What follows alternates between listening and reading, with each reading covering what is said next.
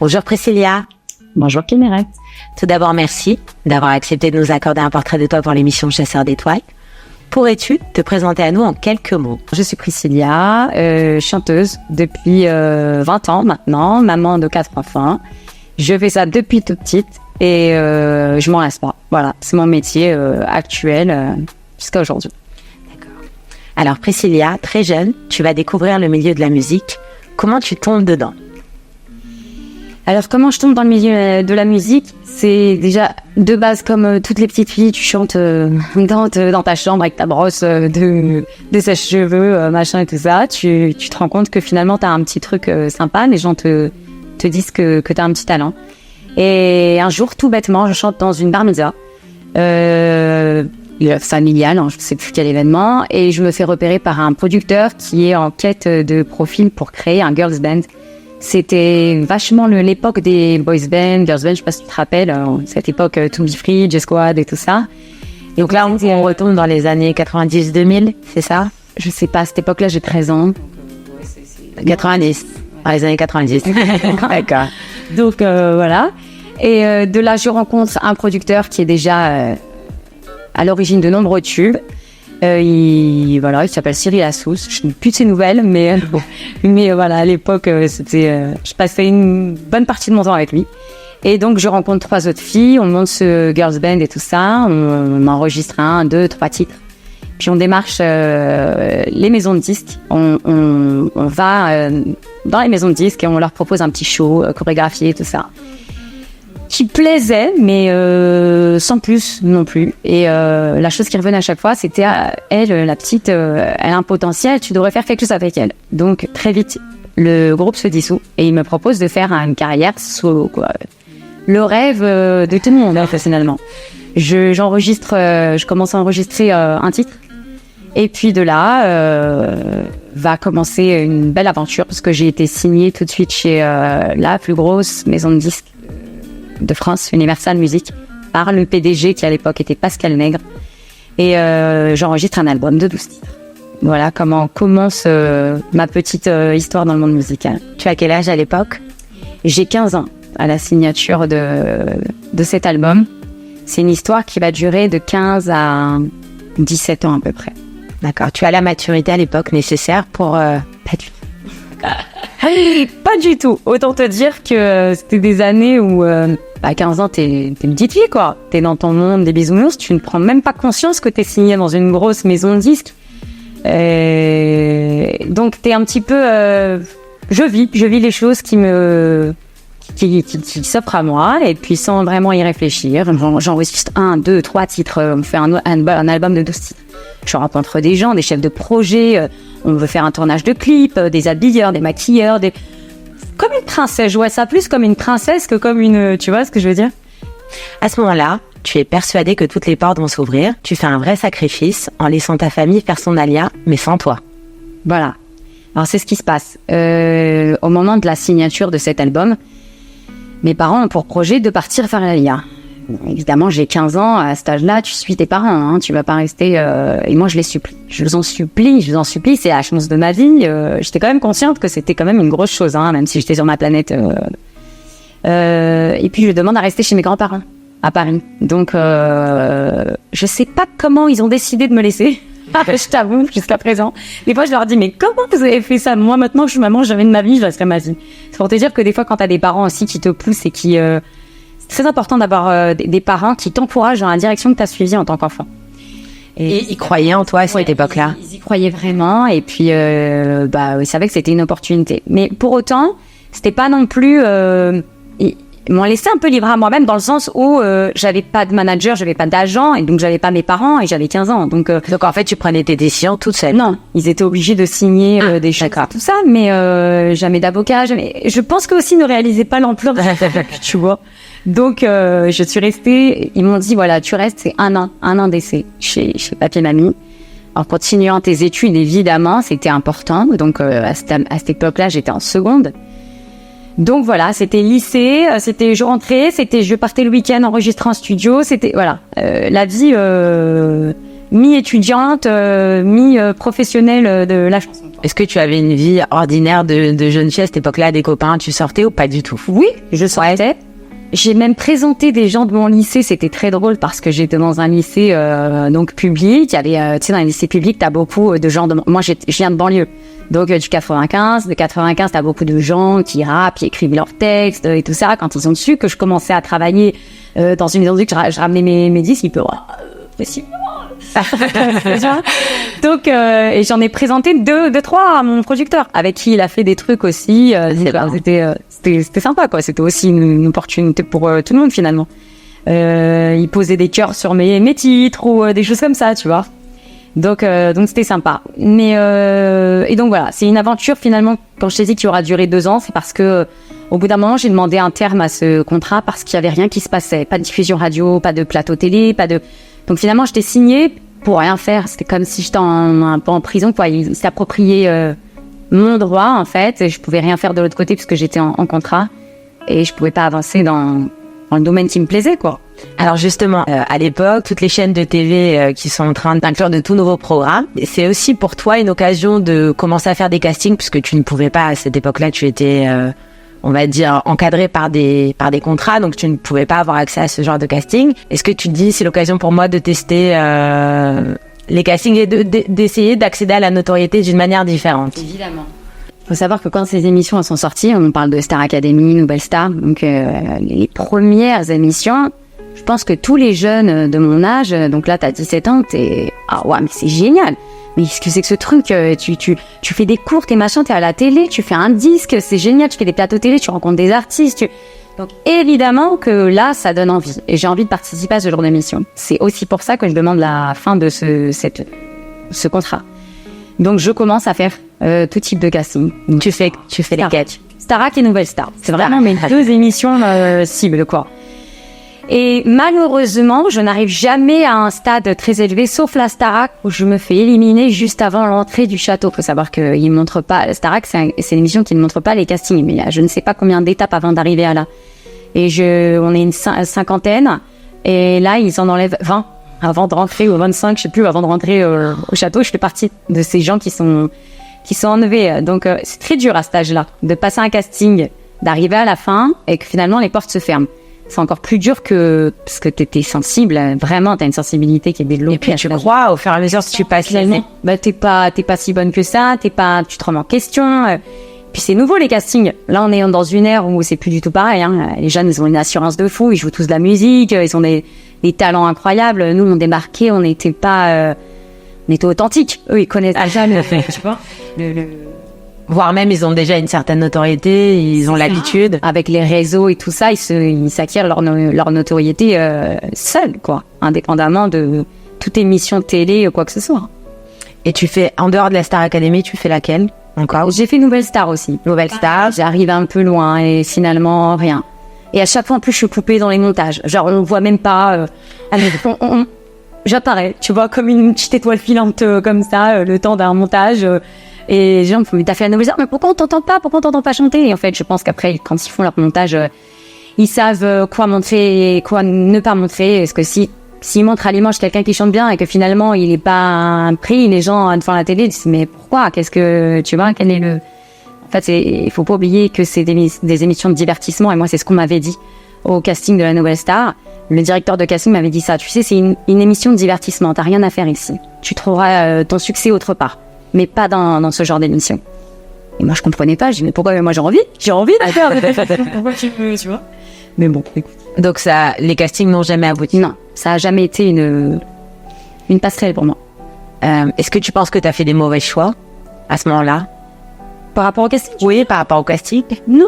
Parce que c'est toujours bien de tenter sa chance partout. Tu peux tenter... Et puis ça te fait connaître aussi des gens, ça te fait avoir des connaissances. Tu sais, quand j'ai fait ces castings-là, il y avait avec moi Slimane, il y avait avec moi, il y avait comment elle s'appelle, Camélia Jordana. Il y avait, tu vois, c'était une petite. Tu rencontres des gens qui finalement sont devenus des stars des années après. Donc tu te dis non, pourquoi pas, pourquoi ça ne pourrait pas t'arriver à toi. Bon, maintenant, j'aspire à d'autres choses. Je sais très bien que je vais pas devenir la star. Tu vois, ça va rien dire. Mais c'est pas une fin en soi non plus. Alors justement, tu vas réorienter ta passion vers quelque chose de différent, les soirées privées, les mariages. Ouais. Pourquoi tu vas prendre cette décision? Alors, réorienter, non, je dirais pas ça. Je dirais plus que finalement, le moyen de pouvoir vivre de ce que t'aimes t'oriente par là, en fait, dans cette direction.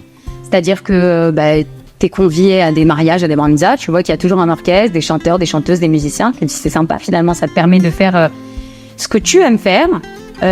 Tu communiques des émotions aux gens, tu t'amuses, c'est un métier où tu t'amuses. Tu es sur scène aussi d'une certaine manière. Sur scène, tu es un peu adulé, c'est ce que je recherche en tant qu'artiste aussi, faut le dire. Et puis tu gagnes de l'argent. C'est une parnassa que tu reviens, tu vois, tout le temps, quoi. Et je te dis, c'est génial. Pourquoi pas me lancer dans ce truc-là? Donc, parallèlement à mes études, parce que j'ai continué mes études, j'ai un bac plus 2, j'ai commencé à travailler à la banque. Finalement, j'ai vite arrêté parce que c'était pas du tout en rapport avec moi, ce que j'aspirais. C'était trop. Moi, je suis très active et c'était beaucoup trop passif. Et finalement, j'habite encore chez mes parents. J'ai 20 ans. Je me dis, allez, c'est maintenant que jamais. Soit je me lance là-dedans, soit. Et là, je décide vraiment de faire que ça. Donc, je rentre dans ce milieu des soirées privées. Et c'est génial, ce milieu, parce que c'est une super école. Ça t'apprend la tenue sur scène, ça t'apprend le contact avec les gens, ça t'apprend à passer des émotions. Sachant que juste avant, moi, j'avais acquis des expériences en studio. Et le studio, ça t'apprend la rigueur, la justesse, tu vois. Donc, finalement, les deux cumulés, ça peut te faire un super artiste, quoi, tu vois, à la fin. Donc, et je me lance dans ce truc-là, et puis... vraiment corps et âme, j'arrête tout, je démissionne et compagnie. Et puis je deviens intermittent du spectacle avec un minimum d'heures qu'il faut faire chaque année. Intermittente pendant 20 ans, donc jusqu'à maintenant. Jusqu'à maintenant. D'accord. Jusqu'à quelques années. Alors justement, à l'occasion d'une représentation, tu vas faire une rencontre extraordinaire qui va changer ta vie. Ouais. Tu nous en parles? Tu parles de Gilbert Montagnier. Voilà. Donc un jour, j'ai un ami à moi que je salue au passage, Nir. Je l'embrasse très fort, et qui travaille à l'époque dans un orchestre qui s'appelle Syrian Music, que j'adore aussi. J'embrasse tout l'orchestre, j'embrasse Marie-Claire, la responsable de cet orchestre, et il me dit, écoute, on vient de Nice, à Paris, il nous manque une chanteuse, on a besoin d'une remplaçante, est-ce que ça te dit? Ouais, je suis dispo, je viens, ok, et tout ça. Il me dit pas au passage que c'est le mariage du fils de Gilbert Montagnier, en fait. D'accord. Donc moi, quand j'arrive là-bas, je vois Gilbert, je dis, c'est Gilbert, elle fait, bah oui, mais c'est le mariage de son fils. Ah, mais je savais pas. Et je chante et tout ça, et pendant que je chante, Gilbert demande à Marie-Claire, donc la régisseuse de tout l'orchestre, qui est la fille qui est en train de chanter et tout ça, et elle lui dit, bah c'est une petite qui remplace notre chanteuse aujourd'hui parce qu'elle était pas dispo et tout ça. Et à ce moment-là, donc c'est vraiment des choses qui viennent Mina Shamaim, comme on dit. C'est que il y a une choriste de l'orchestre de Gilbert qui part, qui ne peut plus faire les concerts de Gilbert. Donc il y a une place vacante. Et je le sais pas. Et en fait, il lui dit, bah écoute, j'aimerais bien que ce soit elle qui fasse mes chœurs. Et alors là, à la fin de la soirée, elle vient et elle me dit, voilà, bah c'était très bien. Écoute, est-ce que ça te plairait de faire les concerts de Gilbert Montagnier en tant que choriste? Et là, dans ma tête, je me dis, plaisante ou quoi? Elle me demande si moi, ça m'intéresse. Mais évidemment, qu'est-ce que c'est que cette question? Donc, de là démarre une super aventure. J'ai à l'époque 23, 24 ans. Et ça démarre... c'est génial, quoi. D'accompagner Gilbert, c'est un artiste exceptionnel. L'image qu'il renvoie, c'est l'image c'est sa vraie image. Il est authentique, il est souriant, il est généreux, il est... perfectionniste comme jamais, il entend tout. C'est son sens de l'ouïe, je pense, qu'est très développé par rapport à la vue qu'il a perdue. Et se crée vraiment une relation pas que professionnelle, mais vraiment d'amitié avec Gilbert et Nicole, sa femme aussi, deux personnes que j'adore. Donc et puis là, je fais tout, quoi. Les concerts, les tournées. Ça représente quoi à peu près C'est génial parce que tu fais des voyages dans des pays où tu n'aurais pas mis les pieds si tu ne faisais pas ce métier. Du style, quel pays tu as eu? De la Réunion, le Liban, Israël, le Maroc, la Hollande, l'Allemagne, toute l'Europe et des pays, voilà, la Guadeloupe, partout, quoi. Vraiment royal. Partout, c'est génial. Et c'est là que tu te rends compte aussi que c'est un artiste qui est connu mondialement, finalement. Parce que tu as des communautés francophones dans chaque pays, tu vois. Et à chaque fois, cette même cette même ambiance, cette même adrénaline quand tu montes sur scène. J'ai eu la chance il est très fidèle à son équipe. Donc on a eu la chance de faire plein de choses avec lui. On a tourné le film Star 80 avec lui. On a fait Bercy avec lui pour faire le grand concert du film Star 80. On a fait vraiment des super expériences. Vraiment, c'était ma meilleure expérience musicale. Et ça dure combien de temps? Et ben ça dure 10 ans. Ça aurait pu durer jusqu'à maintenant, mais il y a de ça 6 ans, j'ai décidé de faire l'Alia en fait. Et donc là, par la force des choses, j'ai dû arrêter. À ce moment-là, est-ce que tu ne dis pas, je mets fin à une possible carrière en France? Ouais. Qu'est-ce qui fait que tu prends cette décision de faire l'Alia et de mettre fin à toutes ces années de travail? Écoute, je pense qu'à un moment dans ta vie, tu te fais comme un point, une remise en question. Et puis, tu te dis que tu as des enfants, tu deviens maman, c'est aussi ça, c'est très important. Il faut savoir que ma famille était déjà en RS. Et que moi, je me suis dit, qu'est-ce que je fais ici finalement, à part mon travail, quelle est mon attache? Mes enfants grandissent, je les vois pas spécialement grandir dans ce... Je cracherai pas sur la France parce que c'est mon pays d'origine, c'est ma culture, c'est tout. Mais j'aspirais à autre chose dans ma vie et surtout pour le futur de mes enfants. Donc on décide de monter et puis peu importe, c'est comme toutes les personnes qui font l'Alia. Hein. Il y a des gens, ils sont chefs d'entreprise, il y a des gens qui... Et puis ils retombent à la case départ, mais c'est pour aspirer à d'autres choses. Aujourd'hui, tu vis de quoi? Aujourd'hui, depuis que je suis ici, je suis chanteuse. Je fais que ça. Donc tu as repris les soirées privées, les mariages. Quand je suis arrivée, je me suis dit, allez, on redémarre à la case départ, on va faire comme avant, on va appeler, mais on tape direct les gros orchestres. Donc j'ai appelé et je voulais aussi me maintenir dans ce milieu israélien. Donc j'appelle des orchestres israéliens, des gens, parce que j'ai pas envie de faire aussi que de la soirée privée. En France, je faisais plein de choses, hein. J'avais les groupes de funk, je faisais des plateaux télé, j'aspire à faire la même chose, mais je sais très bien que je n'aurai pas la même chose. Déjà parce que j'arrive ici, j'ai 35 ans. Et puis en plus, personne ne me connaît. J'ai pas la notoriété. Notoriété, hein. Tu m'as compris quand j'ai notoriété. Hein. Mais le réseau que j'ai développé en France, les gens que j'ai connus. Donc je sais que ça va être compliqué, mais je prends ce pari-là. Et avec l'aide de Hachem, j'arrive à atteindre des objectifs et tout ça. Malheureusement, on s'est pris Corona, puis la guerre, puis donc il y a plein de paramètres qui font que il y a des temps de latence. Voilà. C'est lent. Beaucoup. Mais je pense que le Corona, on l'aurait vécu là-bas, ça aurait été pareil. Et voilà, c'est mondial, hein, le Corona. Donc la guerre, c'est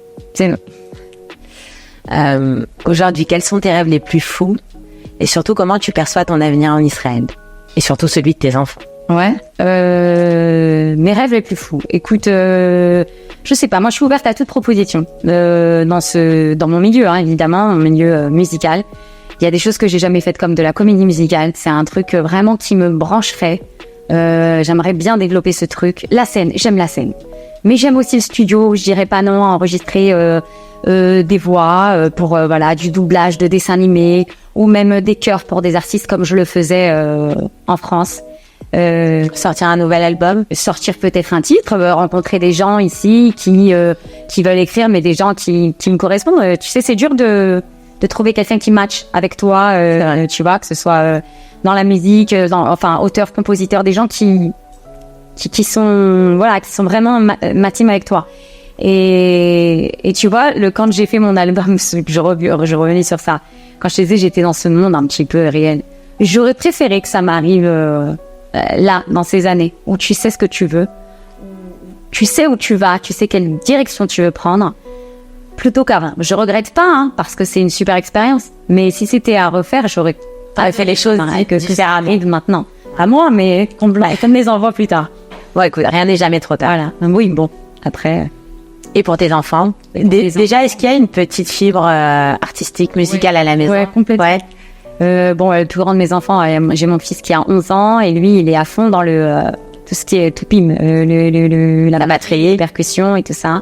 Et ma fille qui a 7 ans, elle adore chanter et danser. Elle a d'ailleurs une très jolie voix.